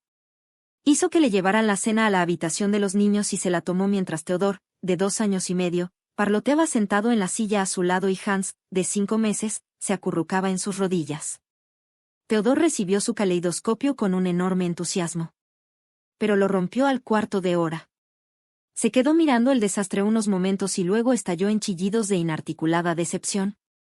Camden, que no era un neófito cuando se trataba de pequeños berreando, tenía 7 años más que su hermano Christopher, lo distrajo con unos imanes. Cuando el niño se dio cuenta de que los pequeños bloques negros eran mágicos, se puso alegremente a unirlos unos con otros y con las cucharas y los cuchillos de la mantequilla. Hans, por su parte, se comportó como todo un caballero, mordisqueando, satisfecho, su nuevo sonajero y emitiendo, de vez en cuando, un gorjeo de felicidad. Theodor, que ya no dormía la siesta, se cansó antes. Su niñera se lo llevó a la cama. Hans, después de tomar el biberón, se quedó dormido con la mejilla apoyada en el hombro de Camden, mientras su boquita extendía una mancha de babas tibias por la camisa de batista de Camden. Este le dio un beso en la diminuta oreja sintiendo una oleada de afecto paternal. Y una vaga sensación de pérdida. Se había marchado a Estados Unidos inmediatamente después de recibir su diploma de la Polytechnique. Los años transcurridos le habían aportado más riquezas de las que nunca había imaginado. Pero la fortuna, por agradable y bienvenida que fuera, no le calentaba la cama ni poblaba su casa con los hijos que deseaba. En aquel momento, entró Claudia en la estancia. Besó a Camden en la mejilla y a Hans en la cabeza, y se fue a dar un beso a Theodor, que ya estaba dormido en su cuna. Volvió al cabo de un minuto. Ha crecido mucho, ¿verdad?, dijo, acariciando la mano de Hans. ¿No ves a un bebé unos meses y dobla de tamaño?, respondió Camden. ¿Lo habéis pasado bien? Bastante. Pedar y yo hemos cenado con tu esposa, contestó Claudia. Su esposa, a la que no había visto desde mayo del 83, hacía más de 5 años. Camden puso los ojos en blanco. Ya, claro, por supuesto. No me lo estoy inventando, insistió Claudia. Tu esposa está en la ciudad. Vino a verme hace 3 días. Le devolví la visita al día siguiente y la invité a cenar. Y ella nos ha devuelto la invitación esta noche. Hemos cenado en su hotel. En honor de Camden, pese a la sorpresa no dejó caer a Hans de cabeza al suelo. ¿Qué hace en Copenhague? Turismo. Un viaje por Escandinavia. Ya ha estado en Noruega y Suecia. ¿Sola? En cuanto se le escaparon las traicioneras sílabas, deseó haberse arrancado la lengua antes de pronunciarlas. No, con su harén personal, dijo Claudia, empezando a observarlo demasiado atentamente para su gusto. ¿Cómo voy a saberlo? No me ha presentado a ningún enamorado y yo no la he seguido por ahí. Averígualo tú mismo, si sientes curiosidad. No. Me refería a si su madre estaba con ella. Entregó a Hans a la niñera. Además, lo que haga Lady Tremaine no es asunto mío. Por si no te habías enterado, Lady Tremaine cumple con sus obligaciones familiares. Visita a papá y mamá una vez a la semana cuando están en Londres. Envía regalos para mis hijos por Navidad y por sus cumpleaños. Y cuando Christopher administra mal mi asignación, es ella la que lo obliga a adoptar medidas de austeridad, informó Claudia. Creo que tendrías que ir a visitarla. ¿Qué mal hay en ello? Se aloja en él. Le puso un dedo en los labios. ¿Recuerdas lo que has dicho? Si siento curiosidad, ya lo averiguaré por mí mismo. Más tarde, su buen sentido se convirtió en cenizas, de forma muy parecida a los puros cubanos que fumaba con Pedar. Consiguió mantener un espléndido silencio mientras iba hacia el hotel de la señora Allen. Al llegar, consiguió alejarse del carruaje de Claudia. Casi logró entrar en el hotel, cuyas puertas ya mantenían abiertas 2 respetuosos porteros. Pero entonces lo venció esa absurda y exagerada curiosidad por la presencia de su esposa. Hizo que detuvieran el coche de Claudia con el pretexto de un gemelo perdido. Mientras llevaba a cabo la fingida búsqueda, se las arregló, indirectamente, para que el cochero le dijera a qué hotel habían ido Claudia y Pedar a cenar. Y luego, en lugar de visitar a la señora Allen, una viuda rica, joven y atractiva, de Filadelfia, que durante todo el viaje a través del Atlántico no había dejado de insinuar que debían retirarse a algún sitio privado de inmediato, hizo que lo llevaran al otro lado de la ciudad, al hotel de su esposa. Le aseguraron que estaba realmente sola, atendida por un séquito formado precisamente por una doncella, y que los únicos invitados que había recibido eran Claudia y Pedar. Una vez contestada la pregunta que alimentaba su impaciencia, debería haber quedado satisfecho. Sin embargo, se encontró hablando de coronas con el recepcionista del hotel, de cuántas coronas podía esperar ganar el empleado si pasaba discretamente información de interés respecto a Lady Tremaine. Llegando a acuerdos clandestinos para espiarla, por decirlo sin ambajes. No fue difícil descubrir su itinerario, ya que utilizaba los servicios del hotel para que la proveyeran de medios de transporte. A la mañana siguiente, empezó a recibir informes de sus idas y venidas. Al cabo de pocos días, sabía qué comía para desayunar, qué monumentos había visitado, a qué hora se bañaba por la noche, incluso dónde había ido a comprar mantelerías de lino bordadas. Pero cuanto más averiguaba, más quería saber. ¿Qué aspecto tenía? ¿La habían tratado bien los años? ¿Era la misma mujer que él había dejado atrás? ¿Había cambiado hasta ser irreconocible? Rompió un compromiso para cenar con la señora Allen cuando supo que Gigi iba a hacer una visita nocturna a los jardines del Tivoli, el magnífico parque de atracciones de Copenhague. Le quedaba el suficiente control de sí mismo para no acercarse a ella durante el día, pero quizá, solo quizá, podía verla brevemente por la noche sin que ella se diera cuenta y seguir permaneciendo en la sombra. Recorrió los terrenos del Tivoli, hasta pensar que debía de estar perdiendo la cabeza. Al final, la vio en el gran carrusel. Estaba riendo, agarrada a la barra dorada de su caballo de madera como si le fuera la vida en ello, con la larga falda blanca ondeando con el giro del carrusel y la brisa estival que llegaba del mar. Tenía buen aspecto. Mejor que bueno. Parecía encantada. Bajo el intenso brillo naranja de las luces artificiales del parque, era como algo salido de un viejo cuento de hadas nórdico elemental, peligrosa y estallando de energía sensual. Más de unos cuantos hombres tenían la mirada clavada en ella, con los ojos redondos y la boca medio abierta. Campbell la miró hasta que no pudo soportar la asfixia que sentía en el pecho. No sabía en qué estaba pensando. De alguna manera, había imaginado, había deseado, en los recovecos más innobles de su corazón, que estuviera pálida y con aspecto de sentirse muy mal, debajo de una fachada impasible. Que todavía sufriera por él. Que todavía estuviera enamorada de él, pese a todas las pruebas en contra. Esa mujer no lo necesitaba. Dio media vuelta y se alejó. Puso fin a los informes y a la locura. Trató de olvidar que la había mirado embobado, igual que un cachorro hambriento con las patas apoyadas en la repisa de la ventana de una charcutería. Compensó a la señora Allen por su abandono y falta de atención. Y entonces se produjo el encuentro en el canal. La señora Allen estaba muy atractiva con su traje de Ward, de color melocotón y crema. Y el paisaje que había detrás de ella no le iba a la zaga. Las casas que bordeaban el canal estaban pintadas con unos colores llenos de vida, con los tonos del guardarropa de una mujer inglesa a la moda, rosa, amarillo, gris perla, azul pastel, rojizo y morado.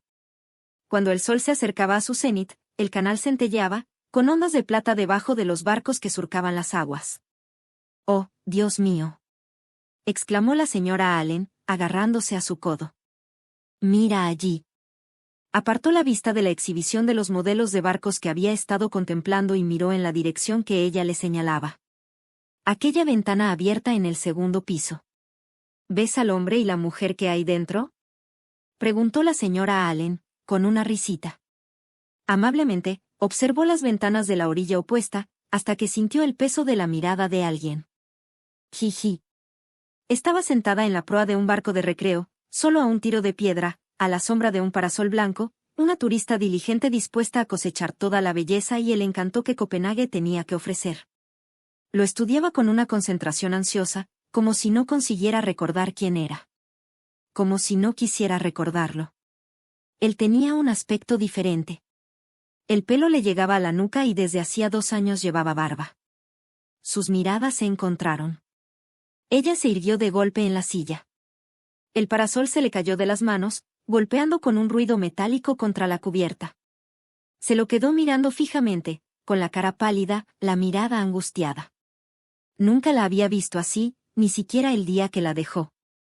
Estaba aturdida, perdida la compostura, con vulnerabilidad visible a kilómetros de distancia. Cuando el barco pasó junto a él, Jiji se recogió la falda, corrió a lo largo de la baranda de babor, sin apartar los ojos de él. Tropezó con una cuerda y cayó al suelo. A Camden se le encogió el corazón, pero ella apenas se dio cuenta y volvió a ponerse en pie. Siguió corriendo hasta que llegó a popa y no pudo moverse ni una pulgada más para acercarse a él. La señora Allen eligió aquel momento para enlazar su brazo con el de él y apoyar la cabeza en su hombro, frotando mejilla contra la manga como si fuera un gatito mimoso. «Estoy muerta de hambre», dijo. «¿Por qué no me lleva a un restaurante donde sirvan un buffet frío?» «Faltaría más», respondió, atontado. Jiji no abandonó su rígida postura en la barandilla, pero de repente pareció agotada, como si hubiera estado allí, de pie, en aquel mismo sitio durante los más de 800 días transcurrido desde que lo vio la última vez. Lo seguía queriendo. La idea resonó enloquecedora en su cabeza, provocándole calor y mareo. Lo seguía queriendo. De repente, ni siquiera conseguía recordar cuál había sido su pecado contra él. Solo sabía, con una certeza absoluta, que había sido el mayor asno del mundo durante la media década pasada. Lo único que quería era todo lo que había jurado que nunca volvería a tentarlo. Pasó el almuerzo como un sonámbulo y se apresuró a llevar a la señora Allen de vuelta a su hotel, para su siesta reparadora, declinando su invitación a acompañarla, como si mostrara síntomas de la peste bubónica. Corrió por todo Copenhague, al barbero, al joyero y luego de vuelta a casa de Claudia para ponerse su mejor chaqueta. Entró en el hotel de su esposa con la barba recién afeitada y un ramo de hortensias que empezaban a marchitarse y que había comprado, en la calle, a una florista anciana que estaba a punto de marcharse a casa. Se sentía tan nervioso y estúpido como un cerdo que vive al lado de una carnicería. De pie, ante el recepcionista, tuvo que carraspear 2 veces antes de poder preguntar. ¿Está Lady Tremaine? No, señor, lo siento, respondió el empleado. Lady Tremaine acaba de marcharse. Entiendo. ¿Cuándo esperan que vuelva? Esperaría allí mismo. Nunca volvería a ir a ningún sitio sin ella. Lo siento, señor, dijo el empleado. Lady Tremaine ya no está con nosotros. Dejó su suite y partió hacia el puerto. Creo que tenía intención de embarcar en el Margrethe, que zarpa a las 2. Eran las 2:05. Salió a la carrera del hotel, paró el primer coche que pasaba y le prometió al cochero todo el contenido de su cartera si llegaban al puerto antes de que partiera el Margrethe. Pero cuando llegó, lo único que pudo ver del barco fueron 3 columnas de humo a lo lejos. De todos modos, le dio al cochero el doble de la tarifa habitual y se quedó con la mirada fija en el horizonte. No podía creerlo. No podía creer que todas sus esperanzas y un futuro juntos quedaran en nada, de una forma tan rápida y sin piedad. Por primera vez en su vida, se sentía perdido, totalmente sin rumbo. Podía seguirla a Inglaterra, suponía. Pero estar en Inglaterra los aplastaría con todo el peso de su desdichada historia. Le recordaría incesantemente porque la había dejado. En Inglaterra ninguno de los dos podría ser espontáneo. Ni indulgente. Puede que fuera mejor así. Le llevó horas, pero al final se convenció de que su ángel guardián debía de haber trabajado en su favor. Si ella hubiera estado allí, si él hubiera tirado por la borda toda prudencia, si hubiera vuelto con ella, una mujer en la que nunca podría volver a confiar. Se dijo que no podía ni imaginar algo así. Realmente, no podía. No un hombre sensato como él. Apretó con fuerza la caja de terciopelo que contenía el collar de diamantes y rubíes que había comprado, todo fuego y seducción centelleante, como ella. La señora Allen tendría el mejor regalo de despedida. Tiró las hortensias azules a un canal y se quedó observando cómo la corriente se llevaba el ramo a la deriva hasta desintegrarlo. ¿Quién habría creído que, después de tantos años, ella todavía poseyera el poder de hacerlo pedazos sin ni siquiera tocarlo? Capítulo 21. 31 de mayo de 1893. A Gigi le habría gustado poder predecir mejor al hombre que era su marido. Estaba absolutamente segura de que le exigiría que hicieran el amor en los confines del compartimiento privado, de camino a Devon, tan segura, de hecho, que había tomado precauciones. Y el corazón le latía de forma irregular desde el momento en que salieron juntos de la casa. Pero él se puso a trabajar en el diseño de algún aparato mecánico antes incluso de que el tren saliera de la estación de Paddington, dejándola con poco que hacer salvo mirar cómo pasaba el mundo a 90 kilómetros por hora, sintiéndose completamente tonta. Y cohibida. Y un poco aturdida. La había elogiado, con un cumplido sincero, por algo que a ella le importaba de veras. Se sentía como una debutante en su primer baile, después de bailar de forma inesperada con el libertino más extraordinario y famoso de todos. Sabía sin lugar a dudas que aquel burbujeo cálido que sentía no era correspondido, que era insensato y estaba fuera de lugar, pero no podía hacer absolutamente nada para evitarlo. Él escribía con una letra suelta, inclinada, desarrollando páginas y páginas de ecuaciones que, al no iniciado, le parecerían tan incomprensibles como los jeroglíficos antes de descubrirse la piedra Rosetta. Hasta ella, que había recibido una amplia instrucción en matemáticas y mecánica, para que no tuviera trabas, debido a la ignorancia. Al tratar con sus propios ingenieros, solo comprendía partes, al mirar los números y símbolos al revés. Descifró que trabajaba en algo relacionado con el calor y el intercambio de gases. Cuando sus cálculos pasaron a la velocidad angular, dedujo que estaba afinando el diseño de un motor de combustión interna. Tenía sus dudas sobre el automóvil. Ciertamente, era maravilloso y novedoso y ahora viable.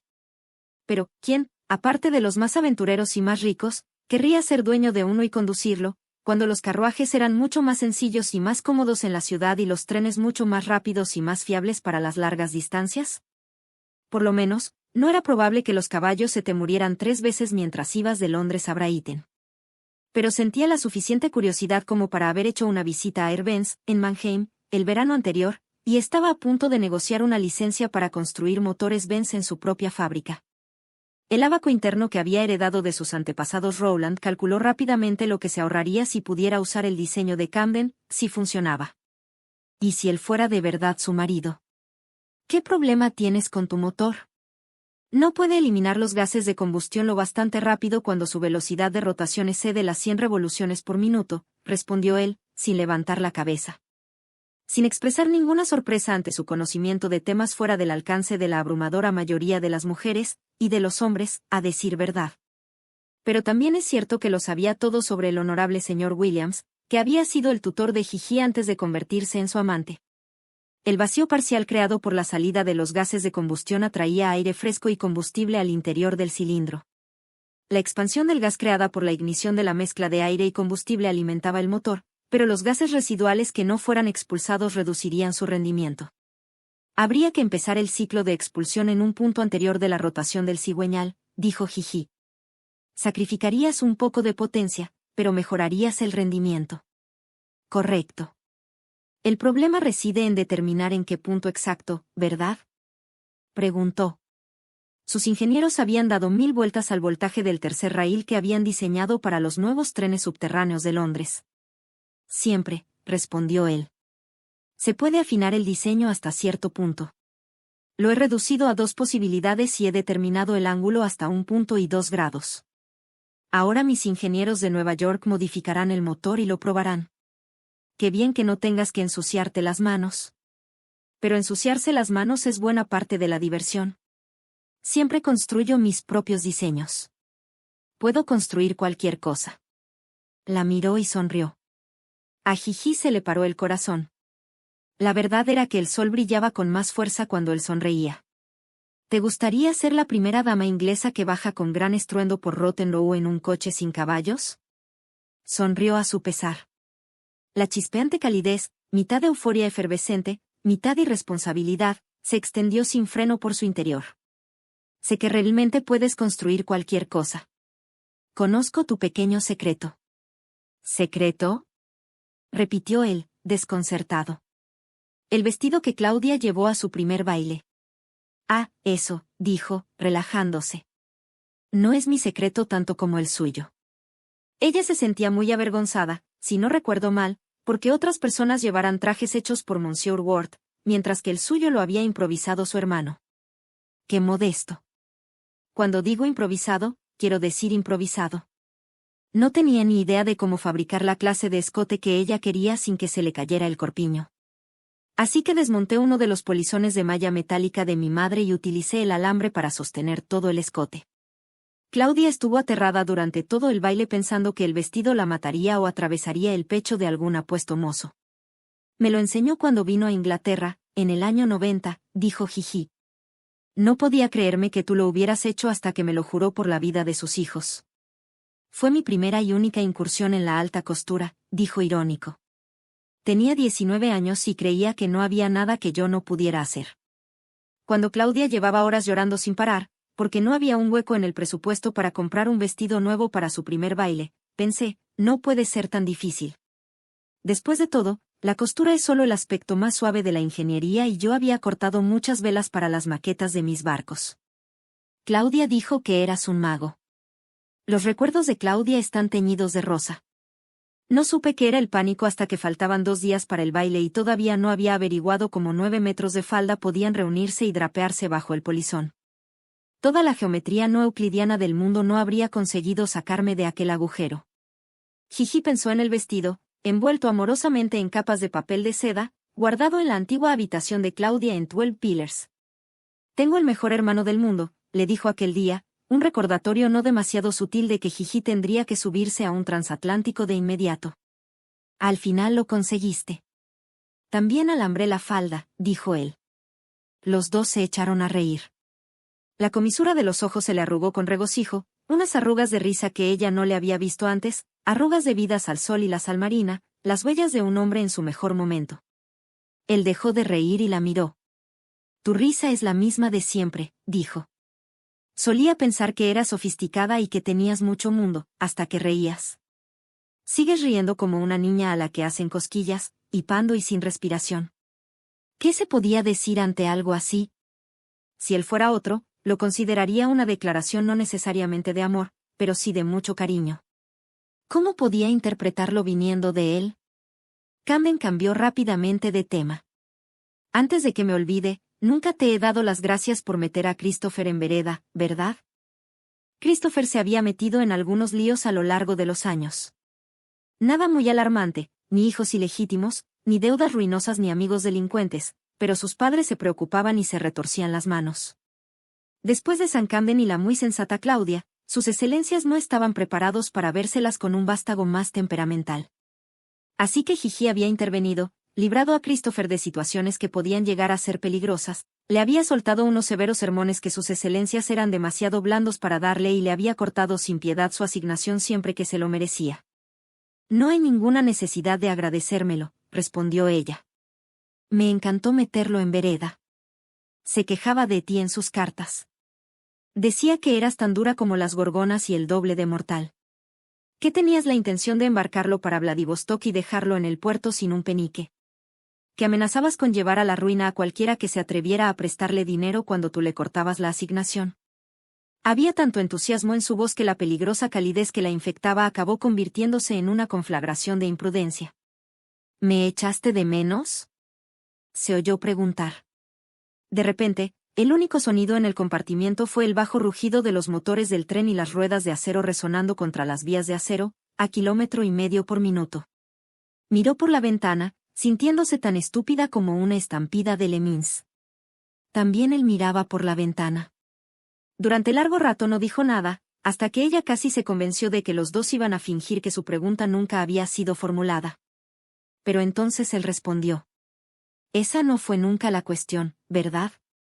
Llegaron a casa de la señora Rowland un poco después de la hora del té.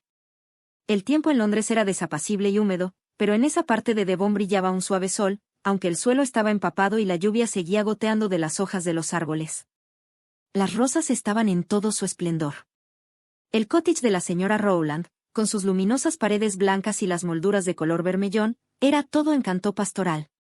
Gigi casi esperaba que su madre se desmayara al ver a Camden y a ella juntos, pero Camden debía de haber enviado un telegrama para advertirla porque, aunque se percibía una nota de curiosidad en la bienvenida de la señora Rowland, no la habían cogido por sorpresa. «¡Qué casa tan encantadora!», dijo Camden, besando a la señora Rowland en la mejilla. La fotografía que me envió no le hacía justicia. «Deberías ver Devon en primavera», respondió ella. «En abril, las flores silvestres son incomparables». «Bien, pues vendré en abril. Debería estar en Inglaterra por entonces». Gigi notó la mirada de su madre en la espalda mientras contemplaba el jardín, sembrado de pétalos a causa de la lluvia anterior. Él no había dicho nada nuevo, claro. Su acuerdo era por 1 año y ese lo no concluía hasta el próximo mayo. Pero por alguna razón no creía que pudieran continuar así 11 meses más, ni siquiera 11 meses. Durante 10 años, las cosas habían permanecido congeladas, en su sitio, porque él había dejado muy claro que la circunferencia de la Tierra no era una distancia suficientemente grande entre los. Al principio, cuando regresó, él personificaba el antagonismo, en su acepción más alta. Pero las cosas habían cambiado. Este hielo de la enemistad los colocaba en un terreno desconocido, enfrentados a posibilidades peligrosas, posibilidades en las que ella no se atrevía ni siquiera a pensar a la luz del día porque arrastraban a la más absoluta locura. «Me encantará que lo hagas», dijo la señora Rowland. «No te vemos lo suficiente». Me parece que le he enviado innumerables invitaciones para que venga a visitar la ciudad de Nueva York, mi querida señora, dijo Camden, con una sonrisa y un reto en la voz. Y siempre ha encontrado razones para poner excusas. Pero, ¿es que no lo entiendes, mi querido Lord Tremaine? Respondió la señora Rowland, con dulzura. No podía visitar de ninguna manera a un hombre que no quería hablar con mi hija. Gigi estuvo a punto de darse media vuelta, estupefacta. Por alguna razón, nunca había creído que su madre fuera su aliada en este asunto. Siempre había pensado, tal vez debido a su sentimiento de culpabilidad, que la señora Rowland la hacía responsable del desastre que era su matrimonio. El hecho de que las cartas su de madre le hubieran proporcionado a Camden los medios para chantajearla había contribuido todavía más a su convicción de que la señora Rowland sería capaz hasta de tener relaciones sexuales con el mismísimo demonio solo para que Camden le otorgara su bendito perdón a Gigi. Por supuesto, tampoco debería haber mantenido correspondencia contigo, dijo la señora Rowland. Pero nunca alcanzó la perfección, te es muy irritante. Esta vez Gigi se volvió. ¿Era una disculpa? ¿De la mujer que no se había equivocado ni una sola vez en toda su vida? Alice entró con el té y la conversación dio un brusco giro hacia la última gala benéfica de la señora Rowland. Resultó que Camden estaba perfectamente enterado de las campañas benéficas de la señora Rowland. ¿No es bastante más de lo que suelen recaudar en estos actos?, preguntó, cuando ella mencionó una suma. Supongo que sí. La señora Rowland vaciló. Su excelencia nos honró con una importante contribución. ¿El mismo duque que viene a cenar esta noche?, inquirí Gigi. Dios santo, ¿su madre se había sonrojado? Ciertamente, había discutido respecto al duque de Perrin la última vez que la señora Rowland estuvo en Londres, pero el color que teñía las mejillas de su madre no parecía tener su origen en la consternación ni en la incomodidad. Él mismo. La señora Rowland volvía a ser, una vez más, lo más cercano a una Madonna a este lado del Renacimiento italiano, un hombre admirable. Estudioso de los clásicos. Me alegro mucho de que vayáis a conocerlo. Camden levantó la taza. Yo, por mi parte, espero anhelante la cena. Camden se marchó unos minutos después para hacer el recorrido pintoresco hasta Torquay que, al parecer, la señora Rowland le había sugerido. Gigi se había sentido incómoda con él en el salón y los penetrantes ojos de su madre evaluando cada gesto entre ellos, como si sus recientes relaciones pudieran deducirse de un «¿me pasas la jarrita de la crema, por favor?». Pero sin su presencia como amortiguador, la incomodidad que había entre las dos mujeres ocupó rápidamente el primer plano, tan fuerte e inconfundible como el olor a vinagre. Fui a visitar la tumba de papá el viernes, dijo la señora Rowland, después de casi 3 minutos de silencio absoluto. Gigi se sorprendió. No hablaban con mucha frecuencia de John Rowland. El dolor era un asunto privado. Vi tus flores cuando fui el domingo. John Rowland habría cumplido 68 años aquel domingo, de haber sobrevivido a la fiebre tifoidea que se lo llevó a los 49. Siempre le gustaron las camelias. Porque tú le diste un ramo del jardín cuando tenías 3 años. Te adoraba, afirmó la señora Rowland. Y a ti también. Su padre siempre la llevaba con él cuando iba a comprarle un regalo a su esposa. Nada era nunca demasiado bueno para su hermosa mujer. A él le gustaban las cosas grandes y llamativas, tal vez esa era la razón de su propio gusto exuberante por las joyas, aunque casi nunca llevaba ninguna, pero al final solo compraba camafeos y perlas modestas, porque no quería que su esposa tuviera que llevar nada que le pareciera vulgar. Llevábamos casados 10 años y 5 meses cuando falleció. La señora Rowland cogió un pequeño pastel de nata, lo colocó delante de ella y lo cortó en cuartos perfectos. Tú llevarás casada 10 años y 5 meses dentro de 15 días. La vida es incierta, Gigi. No eches por la borda tu segunda oportunidad con Tremaine. Preferiría que no habláramos de él. Y yo preferiría que lo hiciéramos, dijo la señora Rowland, tajante. Si crees que me he entrometido solo porque está en la línea de sucesión de un ducado, te equivocas por completo. ¿Crees que nunca os encontré juntos en la sala de Briarmeadow, cogidos de las manos y susurrando? Nunca te he visto tan viva y feliz, ni antes ni después. Y tampoco lo he visto así a él, completamente sin reservas, actuando por una vez de acuerdo a su edad, cuando siempre había llevado el peso del mundo a la espalda. De eso hace mucho tiempo, madre. No tanto como para que lo haya olvidado. Ni tú. Ni él. Jiji respiró hondo y se acabó el té.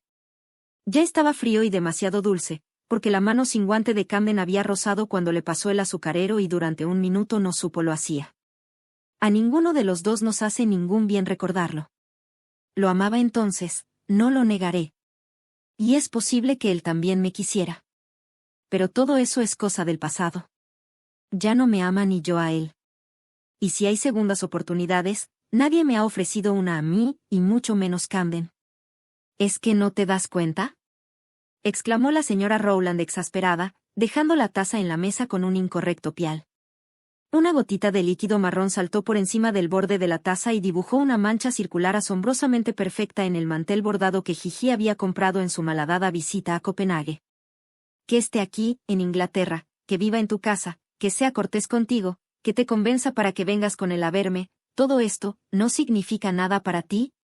¿Hay que decírtelo más claramente o grabártelo en piedra, por todos los santos? ¿No era suficiente tener que luchar con aquello ella sola? No necesitaba que su madre se lo deletreara, como si fuera una cría estúpida de una obra de Oscar Wilde. Madre, olvidas la razón de que él esté aquí, dijo, fríamente. Nos vamos a divorciar. Le he prometido mi mano a Lord Frederick. La señora Rowland se levantó bruscamente. Voy a descansar un rato. No me gustaría presentarme con mala cara ante su excelencia. Pero si crees que quieres a Lord Frederick un ápice de lo que quieres, y fíjate que no digo, querías, sino, quieres, a Tremaine, entonces eres más necia, que cualquiera de los locos enamorados que describió Shakespeare. Jiji permaneció en el saloncito hasta mucho después de que su madre se marchara furiosa, dejando una ligera fragancia a esencia de rosas detrás de ella. Lenta, distraídamente, se terminó el panecillo que la señora Rowland había dejado, además de 2 tartaletas de mermelada que quedaban en la bandeja de 3 pisos. Ojalá pudiera estar segura de que su madre estaba completamente equivocada.